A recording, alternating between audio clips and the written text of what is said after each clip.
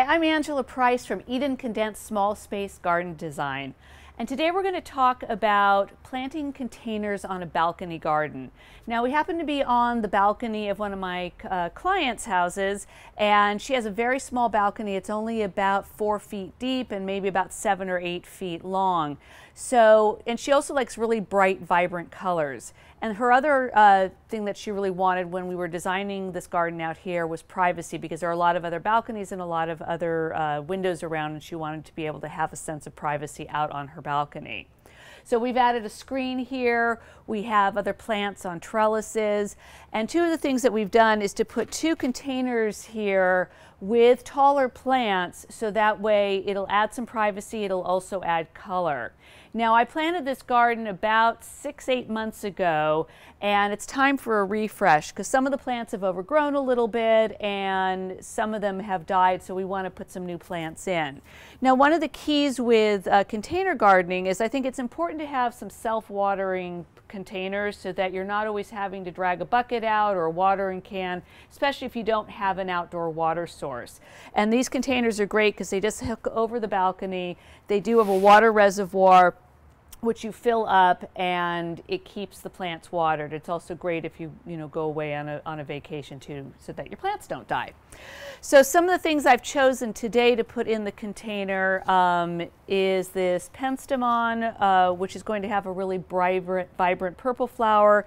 It'll go really nicely with the snapdragons that are blooming here, which are a hot pink.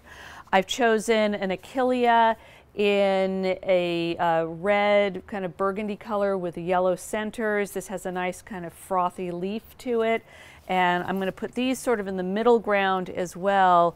And then it's important, especially in a balcony setting, that we have plants that sort of spill over the side, and that way they can mask any walls or add some additional color and texture.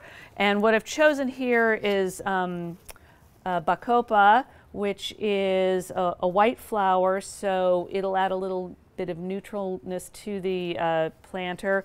But these spill over nicely, they don't need a lot of water, and they last a really long time, and they need very minimal care. So those will be placed at the front on the corners. The other thing you want to look at is the shape of your planter so that you can see the plants. Now some of this is a little overgrown, so I probably will want to come in here and clip some of the dead items out just to thin it out a little bit. Let's grab this big guy here, snip that. There's a few others in here. This one's kind of gotten a little bit rangy too, so we'll clip some of this underneath just to open it up a little bit.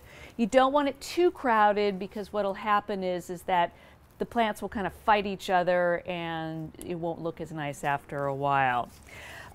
It's important that you kind of stay in the same color range. So in here we've got lots of vibrant pinks and purples, reds. If you want cooler colors, you can do that as well. Yellow and white is a really nice combination, or yellow and white and purple. Look at the shape, look at the types of plants that you have, and you should have a really successful container garden.